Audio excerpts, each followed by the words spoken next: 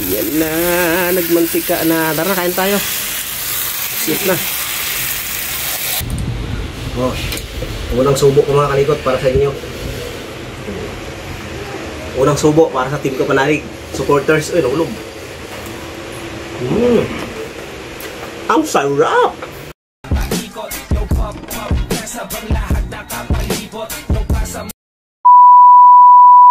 Right mga kalikot, bibili tayo ng kunting karne, panlahok dun sa sinantulan. Tara, let's go. Kahit konti lang, medyo yung mga taba-taba ba. Ayan. Ayan nga boy. Ayan. Lang sa kalahati lang panlahok sa gulay. Ayan, yung taba-taba. Ayan, ito ba? Oh, yan na lang. Pa-chop-chop ako. Ano po sige, pasuyo ako, pasuyo pang chop-chop. Ito pala eh.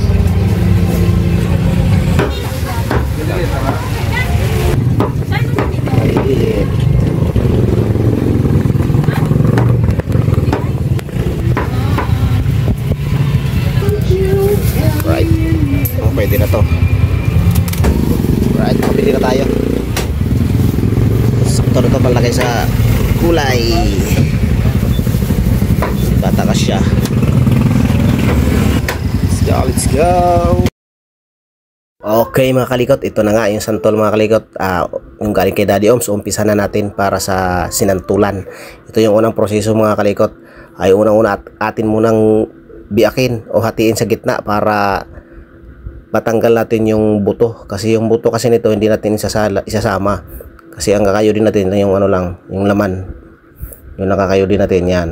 Pakita natin dito kung paano paano gawin yung sinantulan, dalawang klase yun.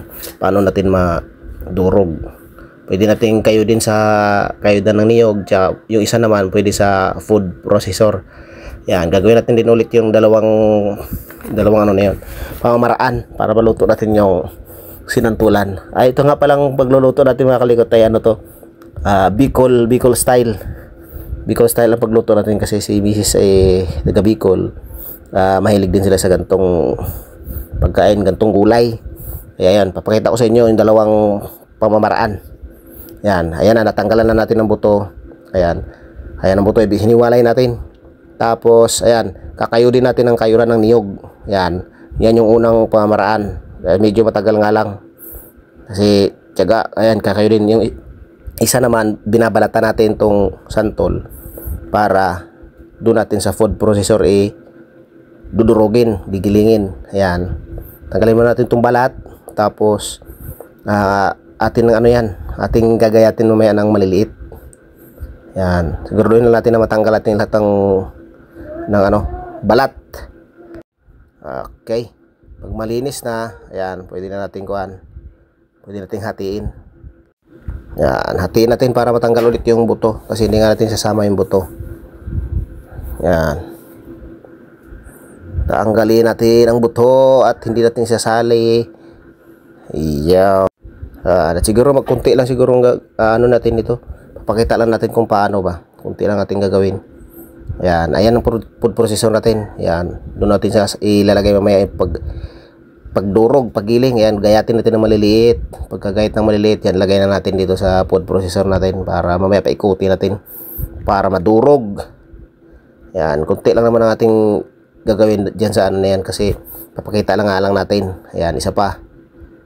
Ayan, durugin kung kaya nyo durugin na maliliit pa, durugin mo para hindi mahirapan yung paggiling. Ayan ayan, gigilingin na natin. Ayan alright mga kalikot, ayan na, ito na yung ihanda na natin yung mga ingredients, tapos yung mga gagamitin natin para sa sinantulan na yung santol na galing kila Daddy Oms. Yan, lulutuin na natin ngayon. Yan mga gamitin natin, hinimay na tuyo, tsaka tinapa, pampalasa, tapos kaunting karne, tapos siyempre gata, tapos ito mga sibuyas, sili, bawang, at luya. Yan ang ating mga ingredients ngayon. Yung kinayod na santol, binabanlian pa na ni Mrs. Yan, kaya ito muna ang ating hihimayin to para mamaya ready na. Yeah. Buhusin natin itong ano. Nagagayat muna tayo ngayon. Shoutout kay Tol Kagrasa. Shoutout kay Tol Kagrasa. Ito na tol, ang mga talent natin tol. Nagagayat muna tayo. Sibuyas. Do. Uy, may bata. May batang dumating. May batang malaki. Huwag yan, be. Sibuyas yan. Huwag yan, nak. Hat yan, hat. Hat. Opo, hat. Opo. Punta ka doon sa ano. Uy! Ay, hindi na. Ikaw talaga. Uy, ay. Ay, ikaw. Gusto niyo talaga. Gusto mag-vlog ang taba ako? Opo. Mag-hi ka dun sa vlog nila din. Dito muna tayo, tutulong muna tayo sa pagluluto kay Mrs. kasi wala pa rin namang ano. Wala na, tapos na yung gawa natin. Wala pang customer at tanghali na. Kaya tayo tumulong muna para sa tanghalian. Mag-hi ka dun sa vlog nila din. Hi ka muna doon dali. Mama, go.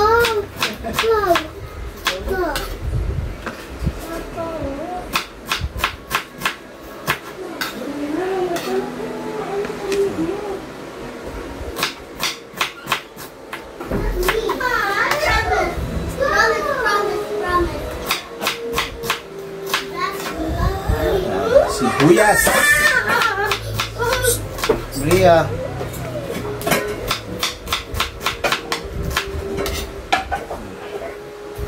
Tapos bawang. Tuyo na itong bawang mo eh. Maray na. Bawang, luya.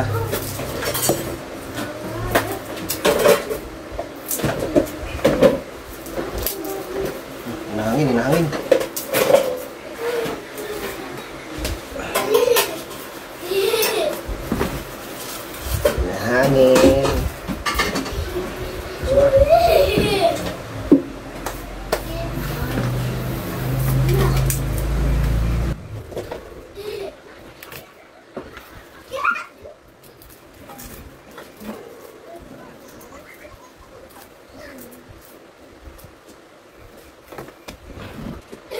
Yan, nakalikot. Luya, sibuyas, bawang, sili. Yan mga ating mga gagamitin. Right mga kalikot, ito yung kinayod na santol. Binababad yan sa mainit na tubig. Tapos pipigaan para mawala yung asim. Yan. Bago sa yan, bago titimplahan. Isasalang sa kawali mamaya. Yan. Init pa. Yan. Sandukin mo lang. Yan. Yan. Pigain yan para matanggal lang yung asin, yung katas. Yan. Mga ilang luto yan? Dalawa yan kasi madami, no? Parang ano, no? Parang karne na giniling, no? Isang luto lang. O, yan, no? Piga. Isa piga yan. Hindi ako pinagpiga dyan kasi ang kamay ko ay puro grasa. Ano yan? Hindi yan maging sinantulan, ginarasahan. Maging ano yan, maging ginarasahan yan. Yan. Pero minsan yung iba din, ano, nilagyan ng ano, asin, binuburos asin. Bago pigaan, no, bago hugasan, no. Para ipag-i-stack. Pag-i-stack ko, binuburos asin. Tapos hugasan na lang, bandian na lang ng tubig pag ano, maglulutuin na. Pero ito naman, hindi natin buburos asin kasi lulutuin na rin naman. Kaya yan, pinipigaan na. Ito na yun.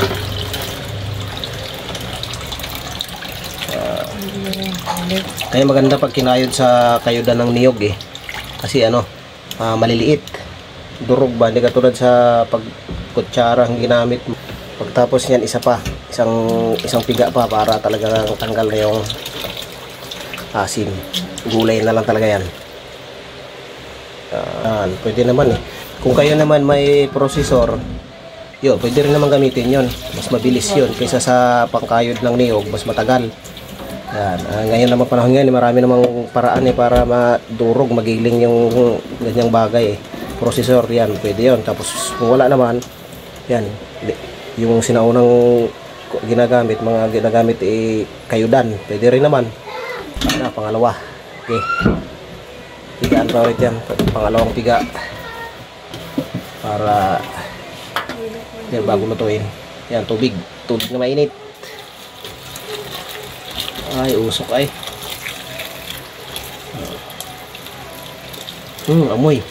Amoy santol ni Daddy Oms. Maraming salamat sa Daddy Oms, ha. Nagkakaroon pa tayo ng pang-ulam, gulay. May prutas pa. Sangka pa. Medyo mainit pa yan, kaya pala maglambigin muna ng konti bago pigaan ulit, bago lutuin na. At ayan na, pangalawang piga para lulutuin na. Lulutuin na sa gata. Yan, lagyan ng tubig yung gagata na yung niyog.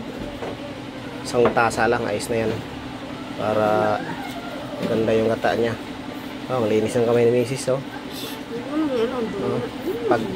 Pag akin yan, akin yan, hindi pwede. Yan, piga lang hanggang sa lumabas yung gata. Yan, palabasin ang gata, pigain ng pigain, lamasin ng lamasin, at pigain ng pigain para ang gata ay lumabas. Yan, puro. Ilang niyog pala to? Ayan, dalawang niyog. Pero kung meron naman kayong maraming niyogan, ayan, mas masarap pag marami, mga tatlo. Kung gusto niyo magmamantika, gawin yung 4. Napakasarap na nun, malasa na nun. Yan. Baka gawin din natin to pag nasa Kampanalig tayo, pag makakuha tayo maraming santol doon. Doon sa may lupa ni Bossing Husili. Maraming santol doon kaso wala, matarbaho nga lang ito. Pero kaya naman, basta gagawin. Yan. Malay mo, magawa natin to doon sa Kampanalig. Gulay. Right. Sasalain na para hindi mapasama yung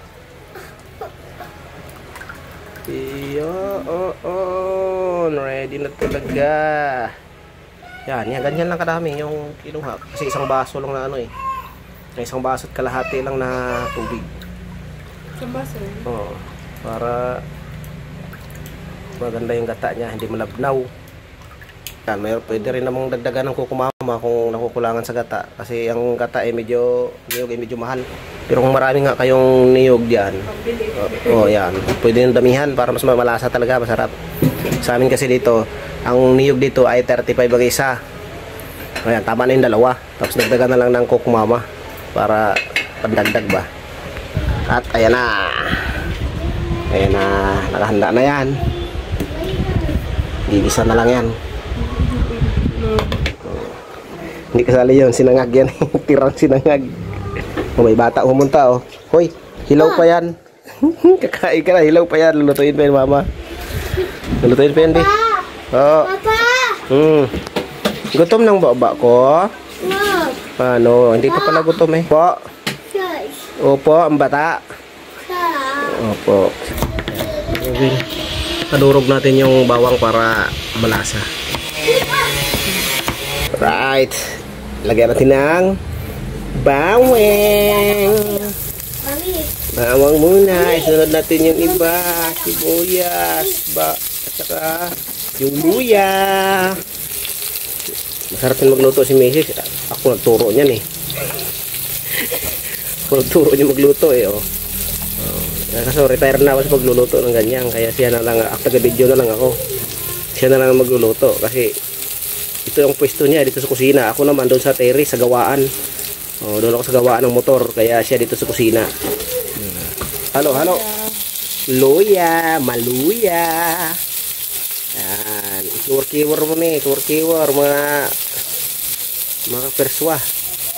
Yan At ilagay natin yung karne ng baboy na di gaanong durog.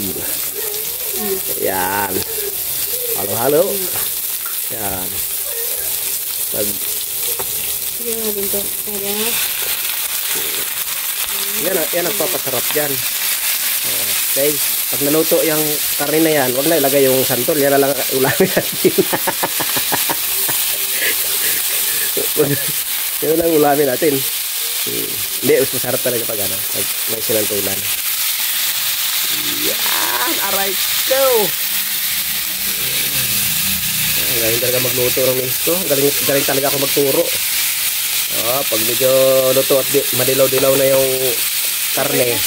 Yung karne, yun saka natin ilagay. Kiwar-kiwar mo na o haluin mo na ng konti. Pag medyo luto na yung pork para medyo siya crunchy. Pero toasted yung ano ba, pork. Takpan mo na. Yan. Takpan muna natin. Balik yung ating takip. Di ba hanap yung malaki? Yan na lang. Pag medyo luto na yung pork mamaya, saka natin lagay yan. Ayan na, isunod na yung tinapa. Tinapa at saka daing yan na hinimay-himay para walang tinik. Tinik pa din sa tinapa. Wow. Yan yung pampalasa ng santol. Bago ang gata.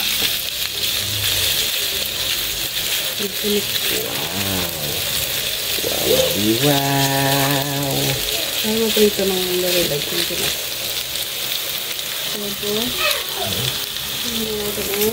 Ngayon, ilalagay na natin yung gata. Gata ng dalawang niyog. Yung piga-piga para lumabas ang gata. Ayan na. Wow. Hintayin na natin kumulo at lalagyan na ng pampalasa. Asin, tapos isang sakong magic sarap. Ay, di pala. Konti na. Konting asin, konting magic sarap. Tapos mamaya nilagay natin yung sili. Yung siling green. Siling haba. Lagyan natin ng isang kahong 4 cubes. Pag hindi pa sumarap yan. Hindi, isang piraso lang. Tama na yan kasi kung naman yan, malasa naman talaga yan. Yung palasa. Iyo. Yum, yum, yum. Parang gutom na ako ah. Kain na tayo. Iyo no. Uy, kumulo na yung gata. Kaya ilagay na yung pinigaang santol. Kinayod na santol. Ayan na. Wow. Wow. Wow. Wow. Uy, hindi pala namin ubos yung dala ko kasi medyo marami na. Kaya sakto na. Tama na yan. Ayan o. Wow. Yung matigas na, no? Saan gamitin mo? Malambot kasi yan. Hindi ko pwede kasi non-stick yung pan. Nagagasgas. Ginawa talaga ko para sa non-stick pan. Magdadagdag tayo ng kata. Ayan na. Para hindi siya dry. Para may konti ng konti. May sabaw. Natutuyo pa naman yan mamaya. Wow. Okay. Ulam na, parang kang naulam ng ano, anong tawag yan? Yung giniling. Malakas na higop sa gata, no? Taba-taba, oh. Wow. Wow. Yan, bitin sa gata, kaya ayan na, dagdagan pa natin ng kokumama. Malaki yan, marami. Malakas pala ang higop sa ano talaga, sa gata. Wow. Parang corn beef o parang giniling, ano? Yan o, halo-haloy ng konti para hindi matutong. Mamantikain na lang na. Mamantikain yan, paininan na lang yan para mamantika. Tinimpla na yan, eh. Yan. Tinimpla na yan. Ang kulang na lang ay paanghang para pulutan. Eh, hindi pala. Ulam pala. Asan ang sili? Ayan na. Ayan na. Pag mo lang durugin kasi pag maanghang eh may mga bata, doon na lang namin durugin sa pinggan para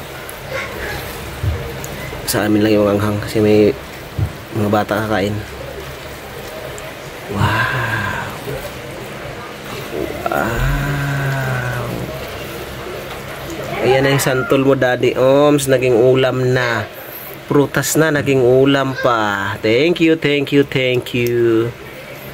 Nagkaulam na kami dahil sa santol ni Daddy Oms. Kaya kung may santol dyan sa inyo, pwede nyo itong gayahin. At may ulam na kayo. Baka tipid-tipid na sa ulam. At magdadagdag si Mrs. ng kunting asukal para pang balance. Pagkasarap naman yan ay kainam. Ay, namit. Ay, let's eat na. Alright na yan. I-in na yan. I-in na lang para ano. Wow. Wow. Nalit, magsandok na. Kakain na tayo. Kain na tayo lahat mga kalikot. Tayo na nga mga kalikot. Magmamantika na. Wow. Yan na. Nagmantika na. Tara, kain tayo. Sit na. Alright. Ayan na. Sinantulan. Ano to? Kinayod na santol. Yan yung santol ni Daddy Oms. Wow, nag-kiwar na. O nagkulo-kulo na. Nagmamantika na. Okay. Right, nasa na? Where is the gin? Oh, hindi pala. Wow. Ayan na oh. Titikman na natin to. Mukbang na.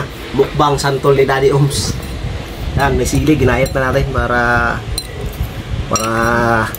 masarap-sarap, maanghang-hanghang. Wow, dito. Oh. Oh. Unang subo ko mga kalikot para sa inyo. Unang subo para sa team ko panalig. Supporters. Uy, naulog. Ang sarap! Isa pa nga. Isa pa. May sili. Oh. Namit agad ah. Kaon na, kaon. Kaon na. Kain na tayo. Sarap. Ayan, nagmamantika. Ang sarap.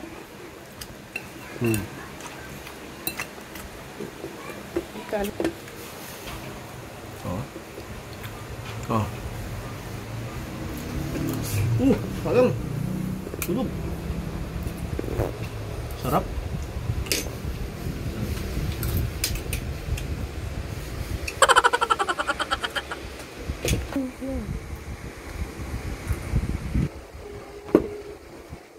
Ang sarap. Ayun o. Santol yan o. Hindi mo nakita yan. Ayun o. May sili pa o. Sarap.